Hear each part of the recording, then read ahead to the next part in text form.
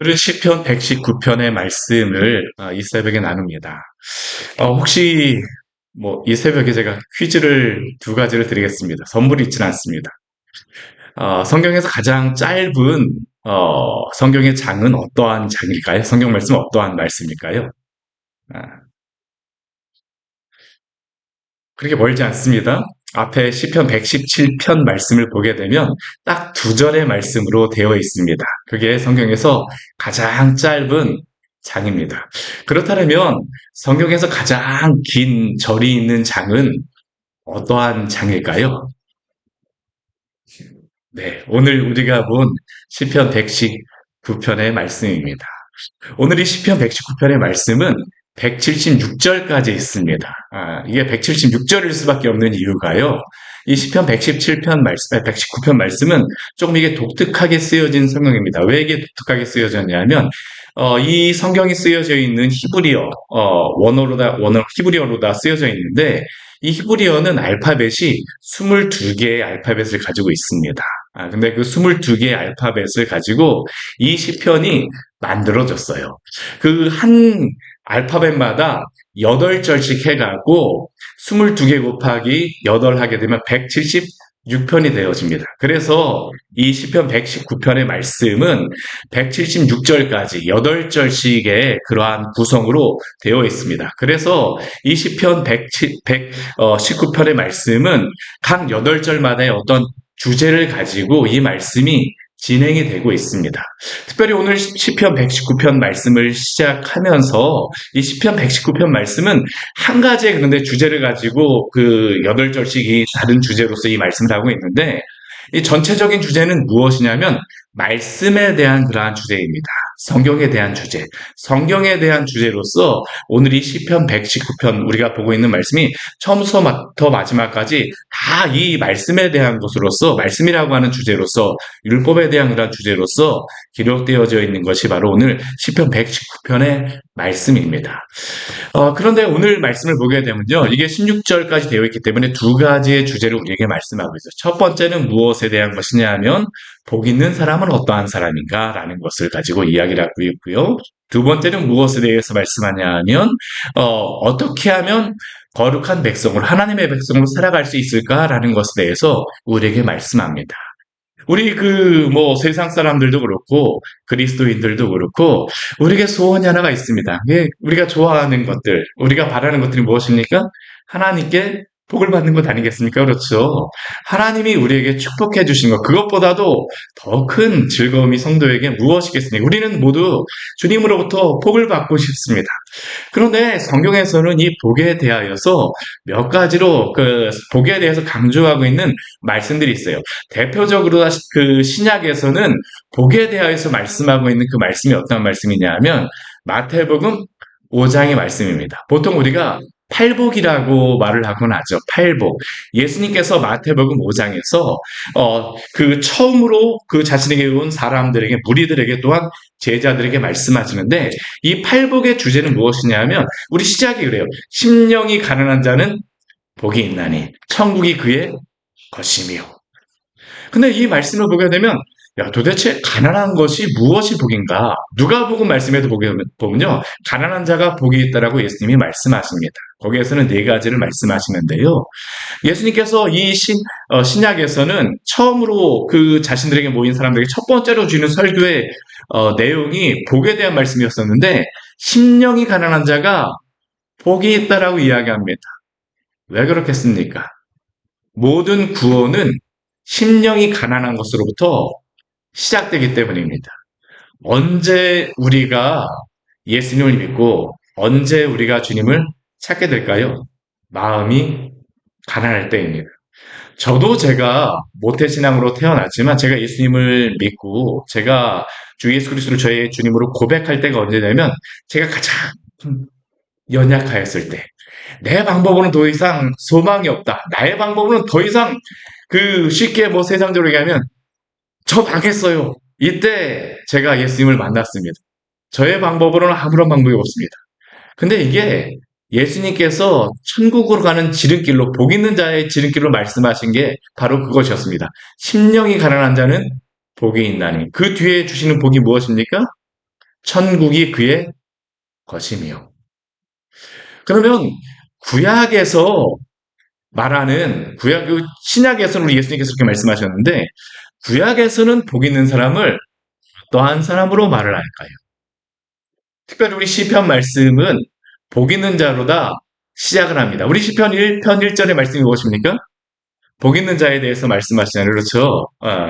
우리 시편 우리 1절, 우리 1편 1절 말씀, 우리 잘 아는 말씀이지만 우리 같이 한번 우리 볼까요? 복 있는 사람은 악인의 길을 따르지 아니하며 죄인의 길에 서지 아니하며 오만한 자들의 자리에 앉지 아니하고 오직 여호와의 율법을 즐거워하여 그의 율법을 주야로 묵상하는도다. 시편의 시작이 복 있는 사람이 누구인가에 대해서 정의하는 것으로 시작하는데요. 그 정의가 무엇이냐 하면 악인들의 길을 따르지 아니하고 죄인들의 길에 서지 아니하고 오만한 자의 자리에 앉지 않습니다. 따르지 않고 죄인의 길에 함께하지도 않습니다. 따라가지도 않고 함께하지도 않아요. 그들이 앉은 자리는 어떻습니까? 함께 앉지도 않습니다. 그러면 복 있는 사람은 어떤 사람입니까?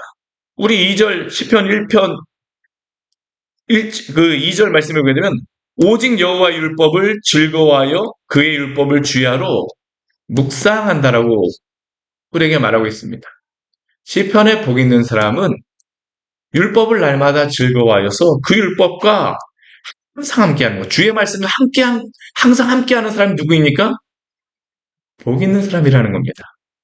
그런데 오늘 시편 119편 말씀도 거의 동일하게 시작합니다. 우리 같이 한번 볼까요? 행위가 온전하여 여호와의 율법을 따라 행하는 자들은 복이 있으며. 우리 시편에서 복 있는 사람. 사실 이 시편의 복뿐만 아니라 구약의 성도들에게 가장 복된 사람은 누구라고 그들은 생각하고 그들은 소원하였었냐면 하나님의 율법을 따라 행하는 자들이 복이 있습니다. 악인들의 꾀를 따르지 아니하고 그들의 길에 서지 아니하고 그들이 앉았던 자리에 앉지 않는 그러한 사람이 바로 복이 있습니다. 우리는 이 세상에서 부유하고 잘되고 성공하는 그 자리에 따라가게 되면 우리는 복이 있다라고 이야기하지만 성경은 그렇게 말씀하지 않아요. 왜요? 말씀을과 함께하는 사람은 주님과 함께하는 사람이기 때문입니다. 우리 종교개혁자들이 그들이 종교개혁을 하였던 사람들이 가장 그들의 모토로서 그들의 어떠한 주제로서 항상 그들의 입에서 되뇌었던 한 단어가 있습니다. 무엇이냐면 코람데오라고 하는 그러한 단어입니다. 코람데오. 이 코람데오라고 하는 것은 하나님 앞에라는 그러한 의미죠. 하나님 앞에 살아가는 사람. 근데 하나님 앞에 살아가는 사람은 어떠한 사람입니까? 오직 성경으로 살아가는 사람들입니다. 구원받았다라고 하는 사람들의 가장 복된 것은 무엇일까요? 주의 말씀과 함께 동행하며 살아가는 사람인 줄 기억하시기를 바랍니다. 이게 바로 복된 사람들입니다. 여호와의 율법을 따라 행하는 자들. 여기에 행한다라고 이야기하는데요. 이 행한다라고 하는 의미는 걷는다라는 의미입니다. 우리가 걷는다라는 것은 무엇입니까? 살아가는 것이에요.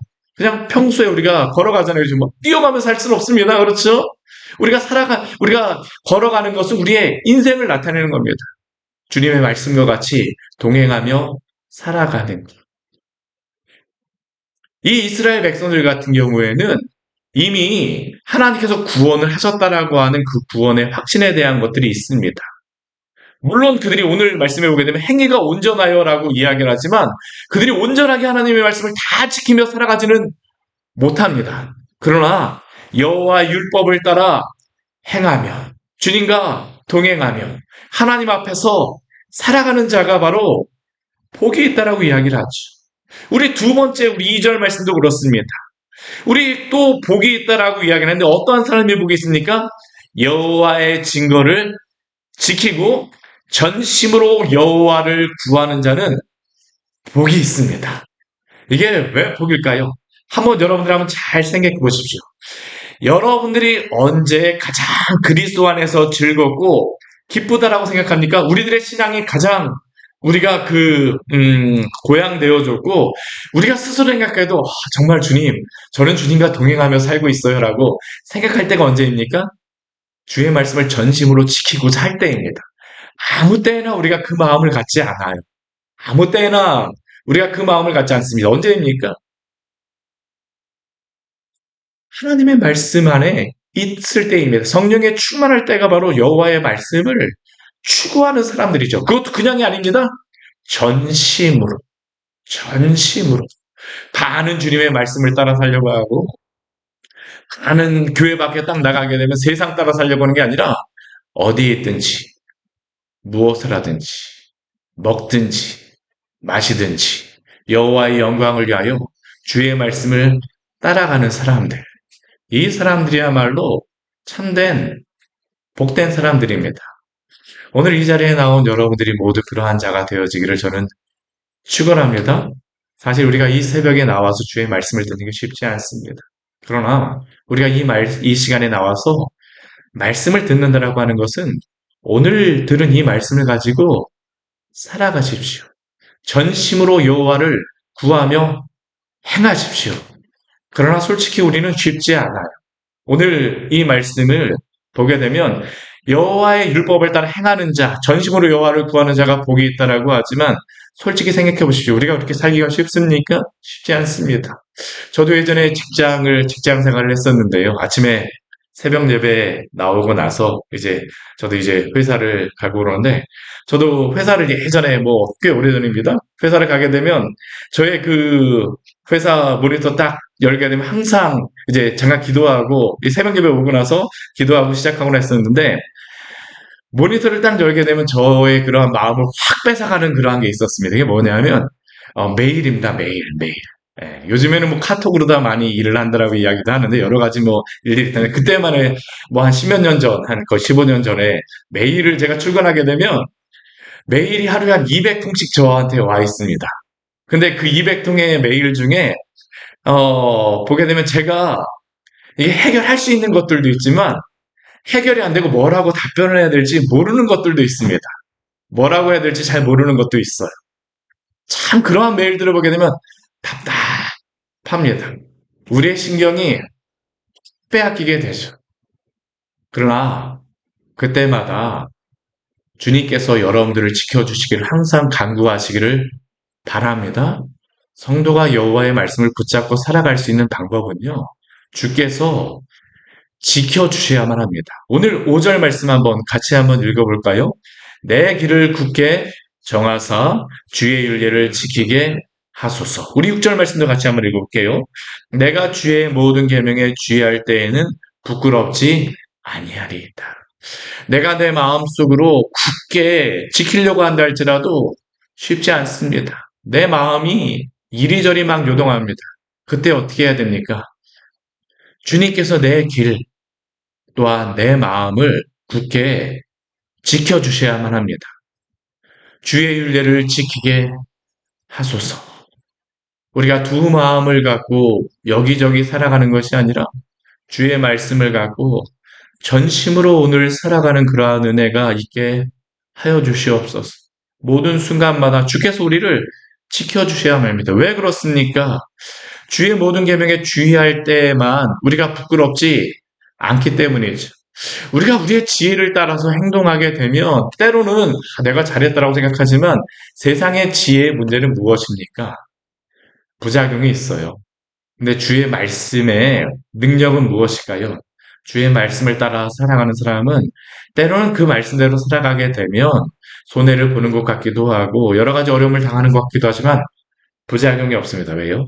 주님께서 그 말씀 가운데 지키시고 보호하시기 때문입니다. 오늘 하루 주의 말씀을 따라 살아가시기를 바랍니다.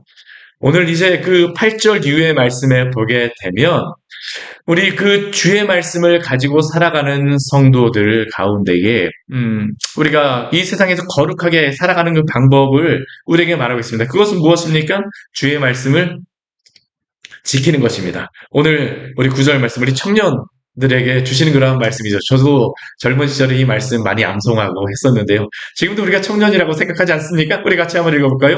청년이 무엇으로 그의 행실을 깨끗하게 하리이까? 주의 말씀만 지킬 따름이니이다. 주님이 우리를 지켜주시지만 또한 여러분들도 주의 말씀을 지키기를 힘쓰고 애쓰시기를 바랍니다. 가만히 누워갖고 감 떨어지기만 바라면 안 돼요. 주님이 나를 지켜주시겠지. 물론 주님께서 우리를 지켜주십니다. 그러나 주의 말씀을 가지고 우리가 또한 싸우고 나아가야 됩니다. 주의 말씀만 지킬 따름입니다. 우리 에베소서 말씀에 보게 되면 우리 말씀의 검으로 이야기를 하잖아요. 그렇죠? 성도가 세상 가운데 승리할 수 있는 방법은 주의 말씀을 붙들고 그 말씀으로 살아가는 것입니다. 예수님께서도 시험을 당하셨을 때에 사단에게 대적하였던 방법이 무엇입니까? 주의 말씀입니다. 신명기의 말씀을 가지고 6장과 8장의 말씀을 가지고 다 신명기의 말씀을 가지고 주님께서도 대적하셨어요. 우리에게 본을 보여주신 것이죠. 청년이 무엇으로 그의 행실을 깨끗하게 하리이까? 저도 청년의 때를 지나왔지만 요즘 청년으로 지내는 그러한 청년들을 보게 되면 저도 저희 그 두 딸들이 이제는 뭐 대학교를 다니고 하기 때문에 볼 때마다 한편에서는 좀 짠하기도 합니다. 이 친구들이 살아가는 그 시대가 만만치 않아요. 제가 대학 생활을 할 때보다 훨씬 더 여러 가지 유혹들도 많고 지금은 무엇이 옳은가 그른가에 대한 정의조차도 사실은 내릴 수가 없습니다. 불과 한 10년, 15년 전만 해도 적어도 옳다라고 하는 것들이 있었습니다. 부끄럽게 생각하고 수치스럽게 생각하는 그런 것들이 있어요. 공통적으로 우리 백성, 우리나라 사람들이 안 믿는 사람들이라 할지라도 그래도 그것을 하지 말아야지라고 하는 그런 것들이 있었습니다. 근데 요즘 한번 보십시오. 그러한 것들이 그렇지 않더라고요. 우리가 부끄럽게 생각하였던 것들을 요즘 사람들 어떡합니까? 요즘 청년들 자랑스러워하며 행하는 것들이 너무나도 많죠. 어떻게 우리가 그 가운데서 우리를 깨끗하게 지키며 살아갈 수 있습니까? 오늘 구절의 말씀이죠. 청년이 무엇으로 그의 행실을 깨끗하게 하리이까? 주의 말씀만 지킬 따름이니이다. 왜 그럴까요? 기준이 주의 말씀이기 때문입니다. 세상의 그러한 진리는 진리가 되어줄 수가 없어요. 시대가 변하고 사람이 많이 말한다라고 해서 진리가 변할 수가 있습니까? 만약 그런다라면 그거는 더 이상 진리가 아닙니다. 근데 성경은 어떻습니까? 우리가 성경이 기록되어진 게 한 3,400년, 우리 모세오경이 기록되어진 데서부터 본다면, 물론 구전으로 그전부터 계속 내려왔겠지만, 근데 이게 성경이 실제로 다 기록되어져서 한 3,400년 정도 지났다라고 생각이 되어지는데요. 그런데 그 시간 동안 성경은 변하지 않았습니다. 왜 변하지 않았을까요? 하나님의 말씀은 진리이기 때문입니다. 오늘날 이 시대 가운데 우리가 가져야 될 우리가 가져야 될 결코 그리스도인들이 타협하지 말아야 될 그러한 생각 중에 한 가지가 뭐냐 하면 세상의 생각을 가지고 하나님의 말씀을 재단하면 안 됩니다. 대신 어떠한 일들이 벌어져야 될까요? 하나님의 말씀을 가지고 이 시대를 판단하며 주의 말씀으로 살아가십시오. 이 사람들이 어떠한 사람들입니까? 청년이라고 이야기합니다. 청년이 무엇으로 그의 행실을 깨끗하게 할 수 있습니까? 주의 말씀의 기준에 따라서 살아가는 사람들입니다. 그리고 오늘 10절 말씀에서도 우리 앞에 말씀에서도 거의 비슷한 말씀을 다시 한번 합니다. 우리 10절 말씀 다시 한번 읽어볼게요. 내가 전심으로 주를 찾았사오니 주의 계명에서 떠나지 말게 하소서. 전심으로 주의 말씀을 찾았사오니 전심으로 행하지 않아야 하게 되면요. 살아가기 쉽지 않습니다. 우리 주변의 여러 사람들의 이야기를 들어보십시오. 많은 것들을 우리에게 부담을 주지 않아도 우리가 전심으로 주의 말씀이 그게 옳은 것임을 우리가 확신하고 확고하지 않는다라고 하게 되면 그것이 정말로 그런가 헤매지 않습니까? 전심으로 오늘도 주의 말씀을 구하며 살아가십시오. 또한 그 말씀 가운데서 떠나지 마시기를 바랍니다. 오늘 이 시편 우리 오늘 말씀을 마무리하면서 요 말씀만 여러분들에게 제가 말씀드리겠습니다. 우리 뒤에 말씀을 보게 되면 이 말씀을 지킨다라고 하는데 그냥 지켜지지 않습니다. 우리 10절 말씀에 떠나지 말게 해달라고 이야기하죠. 우리 11절 말씀에 보게 되면 범죄하지 아니하여서 내 마음에 두었다라고 하면 남아에 항상 간직하는 겁니다. 우리 12절 말씀에 보게 되면 그 주의 말씀을 내게 가르쳐 달라고 간구합니다. 우리 13절 말씀에 보게 되면 어떻습니까? 가르쳐 주신 그 말씀을 입에서 계속 선포합니다. 14절 말씀에 보게 되면 즐거워합니다. 그 도를 즐거워합니다. 우리 15절 말씀에 보면 읊조리며 주의합니다. 우리 16절 말씀에 보게 되면 즐거워하며 잊지 아니합니다. 전심으로 살아간다는 주의 말씀을 가지고 전심으로 살아간다라고 하는 것이 어떤 의미인지 아시겠습니까? 즐거워해야지만 따를 수 있습니다. 그 말씀이 진리임을 확신하며 입술로 항상 선포하며 읊조리며 그 안에서 행하며 살아가시기를 축원합니다. 이러한 복된 하루 우리 모두가 살기를 원합니다. 같이 기도하도록 하겠습니다. 하나님 아버지, 오늘 말씀을 통하여서 우리에게 귀한 은혜를 주니 감사를 드립니다. 세상의 많은 헛된 것들, 없어져 버릴 것들을 우리의 복으로 삼는 것이 아니라 우리를 구원하여 주셨기에 주의 말씀을 우리의 마음에 둠으로 주의 말씀이야말로 진정 우리의 복임을 확신함으로 오늘도 주 앞에서 살게 하여 주시옵소서. 주님과 동행한다라고 하는 것이 단순히 우리가 동행하는 것이 아니라 주의 말씀을 가지고 살아가는 것이 바로 주님과 동행하는 것임을 우리에게 알려 주셨사오니 주의 말씀을 즐거워하게 하여 주시고 주의 청년으로 주의 말씀을 지키며 따를 수 있는 지혜로운 자들, 복된 자들 되게 하여 주시옵소서. 예수님 이름으로 기도드립니다. 아멘. 오늘 말씀 같이 기억하시면서 기도하며 나가도록 하겠습니다.